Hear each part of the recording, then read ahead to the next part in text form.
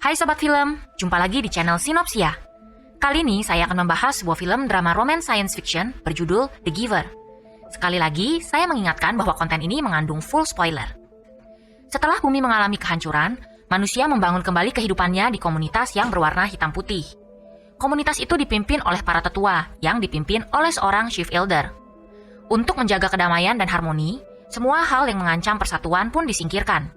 Artinya, di dalam dunia ini, tidak ada lagi warna kulit, ras, ataupun agama. Semua orang dibuat sama adanya. Konflik, rasa sakit, dan penderitaan disingkirkan. Tetapi juga perasaan, kebebasan, individualitas, dan kebahagiaan. Untuk kebaikan semua, manusia tidak diperbolehkan untuk berbohong. Berhubungan seks dan hawa nafsu juga tidak diperbolehkan. Dan manusia berkembang biak dengan menggunakan genetic engineering. Saat seorang anak mencapai usia tertentu, ia akan diberikan tugas di dalam komunitas ini.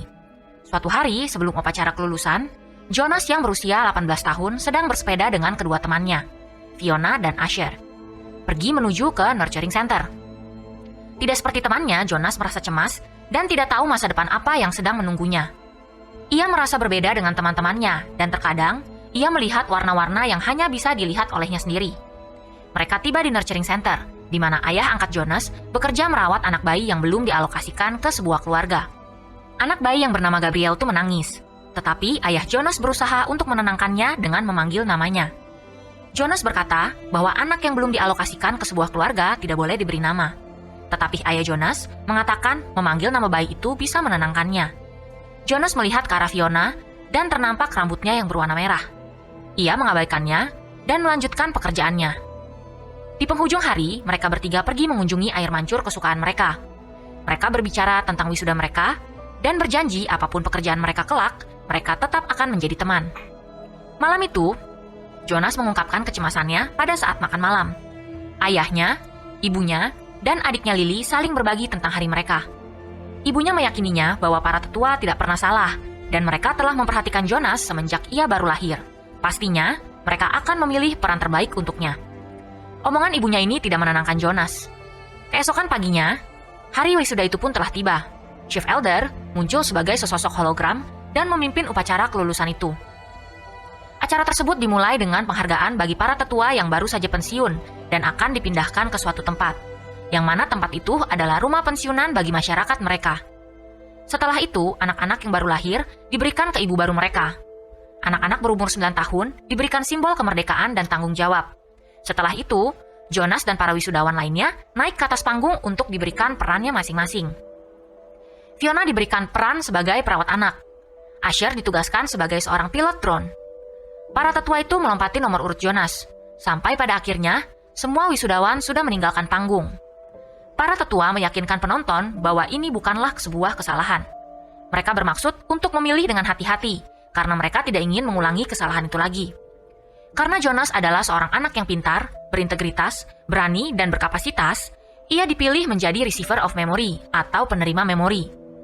Setelah upacara, Jonas bertanya kepada ayahnya apa yang dimaksud Chief Elder dengan mengatakan mereka tidak ingin mengulangi kesalahan itu lagi. Tetapi ibunya menyuruhnya untuk tidak bertanya tentang hal itu lagi. Di dalam kamar, Jonas menyalakan sebuah chip untuk mengaktifkan peran barunya. Sebagai receiver of memory yang baru, tugas utamanya adalah melapor ke receiver of memory yang sekarang. Setelah training usai, ia harus segera kembali ke kamarnya. Mulai dari sekarang, ia diperbolehkan untuk bersikap kasar, dan ia boleh bertanya pertanyaan apapun. Selain dosis suntikan hariannya, ia tidak perlu minum obat lain lagi, terutama obat yang menghilangkan rasa sakit. Ia tidak boleh membocorkan rahasia trainingnya, dan ia pun diperbolehkan untuk berbohong. Di hari pertama training, ia mengenakan sebuah seragam yang membuatnya tampak mencolok, dan mengendarai sepedanya di ujung kota, di mana sebuah rumah berdiri. Ia lalu masuk ke rumah itu. Karena ia adalah receiver of memory atau penerima memori yang baru, maka penerima memori yang lama sekarang beralih menjadi pemberi memori atau The Giver.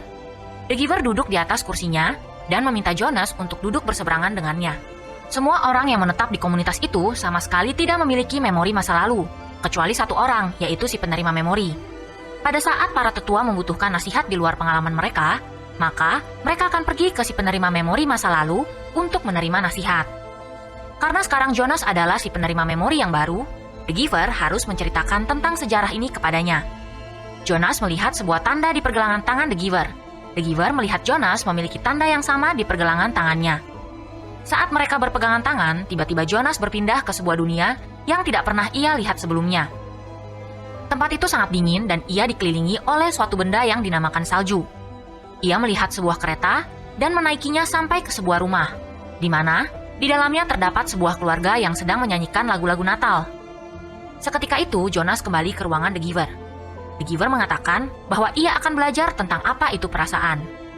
Di perjalanan pulang, The Giver memberitahu Jonas bahwa ada banyak sekali hal-hal yang tidak ia ketahui tentang dunia yang mereka tinggali ini. Di rumah, ibunya menanyakan tentang trainingnya. Ia juga melihat ada yang berbeda dalam diri Jonas. Percakapannya mereka terhenti saat ayahnya membawa Gabriel masuk ke dalam rumah. Ia memutuskan untuk membawa Gabriel pulang untuk membantu perkembangannya. Jonas menemukan tanda yang sama di tangan Gabriel dan langsung tahu bahwa bayi ini juga akan menjadi yang terpilih. Di hari berikutnya, mereka mempelajari konsep warna. Jonas berkata bahwa warna pertama yang ia lihat adalah warna merah rambut Fiona. Sedangkan menurut The Giver, warna pertamanya adalah kuning. Jonas kembali masuk ke dalam ingatannya dan melihat begitu banyak warna di langit. Ia menyaksikan matahari terbenam untuk pertama kalinya. Ketika ia membuka matanya kembali, ia mulai melihat warna di dalam ruangan itu. Semakin banyak warna yang ia pelajari, maka semakin sering ia melihatnya di dunia ini. Para tetua memutuskan untuk membuang semua warna, karena warna bisa memicu kecemburuan. Saat Jonas melihat keluar jendela, ia melihat kabut mulai memudar dan samar-samar ia melihat ada sebatang pohon di sana. Mereka diberitahu bahwa tidak ada apa-apa di luar sana, tapi ternyata tidak seperti itu kenyataannya. Esok paginya, Fiona melihat Jonas terbaring di rumput sambil memandang ke angkasa. Tapi tidak seperti dirinya, Fiona tidak bisa melihat warna-warna yang bisa ia lihat. Asher melihat mereka berdua berpegangan tangan dan mengundang mereka ke satu tempat di mana mereka bisa melihat drone-drone berterbangan. Di tempat itu, Asher mengatakan bahwa ia pernah melihat tempat-tempat lain. Hanya terdapat beberapa perkebunan dan perumahan seperti tempat mereka. Anehnya, ia melihat dua batu besar yang membentuk sebuah segitiga. Mereka menanyakan Jonas tentang pekerjaannya. Jonas pun memperlihatkan kepada mereka. Jonas dan Fiona mengambil sebuah nampan, namun Asher tidak ikutan dan ia pun pergi melanjutkan trainingnya. Jonas mendorong nampan itu dan mereka pun berseluncur dari tebing ke rerumputan di bawah. Jonas menggulurkan tangannya dan membantu Fiona untuk bangkit berdiri. Tapi tiba-tiba sebuah loudspeaker memperingati mereka untuk tidak bersentuhan. Di saat yang bersamaan, Chief Elder bertemu dengan The Giver untuk menanyakan tentang pelatihan Jonas. Ia memberitahu The Giver bahwa Jonas tertangkap membocorkan rahasia trainingnya ke teman-temannya. The Giver menyatakan bahwa hal ini tidak bisa dihindari, karena ia sendiri pun juga pernah melakukannya semasa ia kecil. Ia memperingati The Giver supaya hal yang sama tidak terulang kembali. Di sini mereka mulai tidak sependapat. Hari itu, The Giver memberikan sejumlah buku untuk dibaca Jonas. Sebuah peta terjatuh dari salah satu buku tersebut. Itu adalah peta dunia mereka dengan sebuah pembatas raksasa bernama pembatas ingatan. Jonas menduga jika ada satu di antara mereka yang menutup pembatas itu, maka semua ingatan di dunia ini akan terbebas. The Giver kemudian mengajak Jonas ke ruangan bawah tanah untuk menunjukkan sebuah piano. Kali ini ia memperkenalkan musik dan arti emosi kepada Jonas. Kemudian ia mengungkapkan bahwa suntikan yang mereka dapat setiap pagi tujuannya adalah untuk menghapus kemampuan mereka dalam merasakan emosi. Ia mengambil tangan Jonas dan membawanya ke dalam ingatan yang baru. Kali ini ingatan tentang sebuah pesta pernikahan yang penuh dengan makanan, musik, dan tarian. Ketika ia terbangun, Jonas merasakan beberapa perasaan yang belum pernah ia rasakan sebelumnya.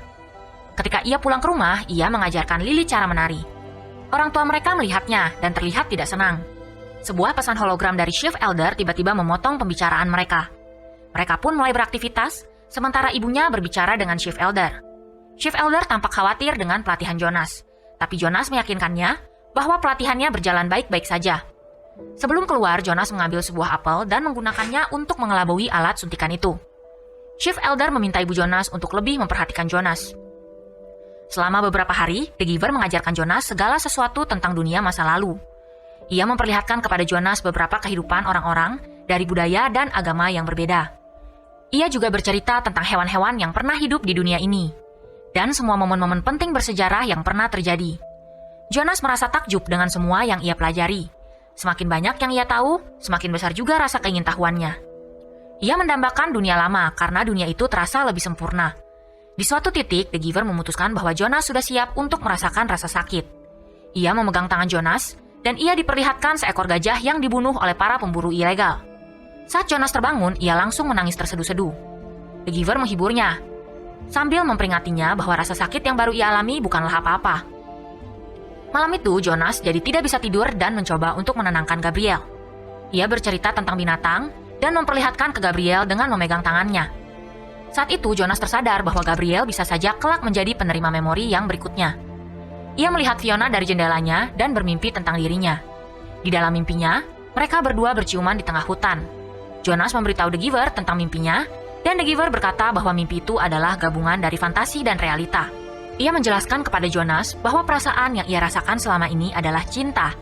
Tapi para tetua menyingkirkan rasa cinta dan perasaan-perasaan lainnya. Esoknya, Jonas memikirkan tentang hal ini sambil bersepeda dengan Fiona. Fiona bertanya tentang pelatihan Jonas, tetapi ia enggan menjawabnya. Ia juga merasa galau atas perasaannya terhadap Fiona. Di rumah, ia bertanya kepada keluarganya tentang apa itu rasa sayang. Tetapi penjelasan mereka tidak menjawab pertanyaan Jonas. Malam itu, Jonas menidurkan Gabriel dan mengatakan bahwa ia sayang kepadanya. Setelah itu, ia membagikan beberapa memori indah sebelum ia pergi tidur. Esoknya, waktu Jonas tiba di tempat pelatihan, ia melihat The Giver terbaring di lantai. Ia pun bergegas untuk menolongnya. Tetapi, The Giver langsung memegang tangan Jonas dan membanjirinya dengan memori buruk. Ia di tengah-tengah sebuah peperangan yang menyeramkan. Temannya terbaring di sisinya dengan dada yang berlumuran darah. Ia menembakkan senjatanya ke arah musuh dan membunuhnya. Jonas terbangun dengan mata yang terbelalak ketakutan. Ia belum pernah merasakan sesuatu yang seperti ini. Inilah apa yang disebut rasa sakit dan kehilangan. Ia melarikan diri dari The Giver, dan The Giver mengatakan bahwa ia belum saatnya merasakan perasaan ini. Tetapi semua itu sudah terlambat.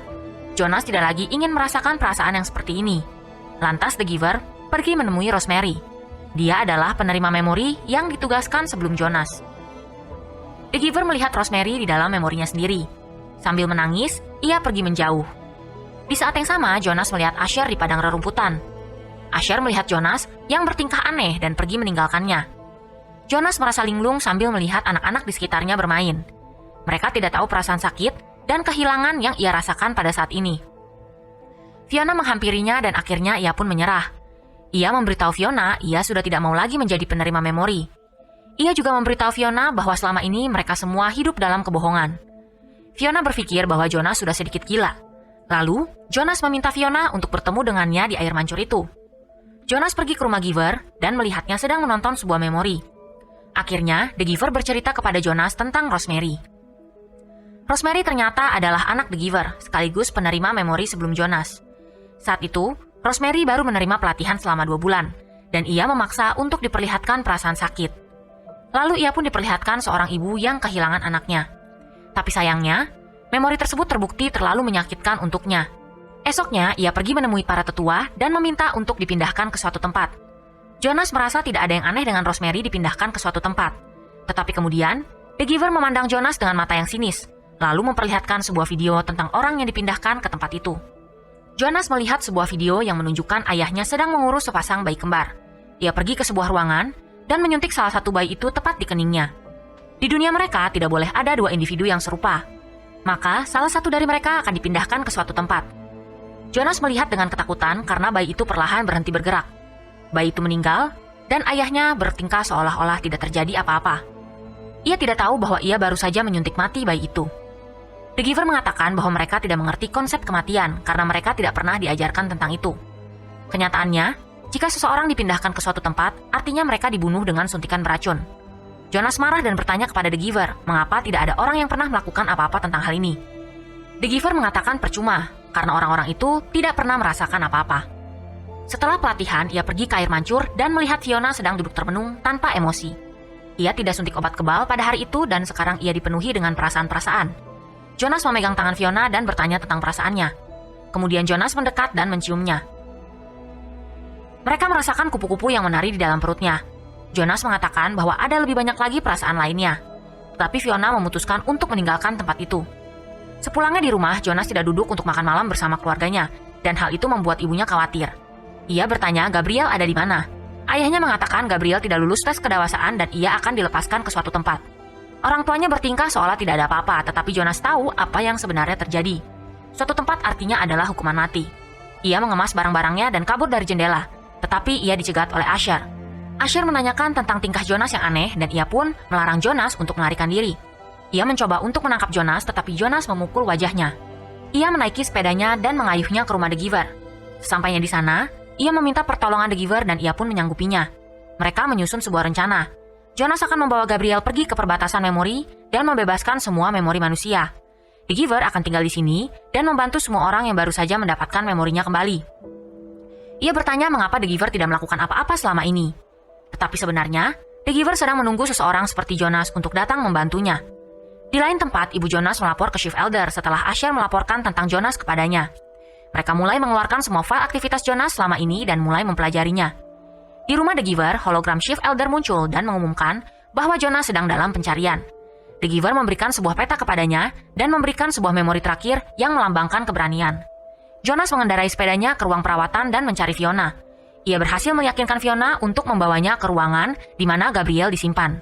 Di saat yang sama, para tentara sudah datang menyerbu ruang perawatan itu. Jonas mengatakan bahwa ia berencana untuk pergi meninggalkan tempat ini dan membawa Gabriel bersama dengannya. Ia mengajak Fiona untuk bergabung dengannya, tetapi Fiona menolaknya. Ia tidak bisa meninggalkan keluarganya. Jonas berjanji ia akan kembali untuk menyelamatkan Fiona dan mereka pun berciuman untuk yang terakhir kalinya. Jonas membawa Gabriel sedangkan Fiona mencoba untuk menghalau para tentara itu. Jonas berlari keluar dan mencuri salah satu motor tentara tersebut. Fiona pun akhirnya tertangkap. Ia mengendarai motor itu ke rumah The Giver sambil dikejar-kejar oleh para tentara.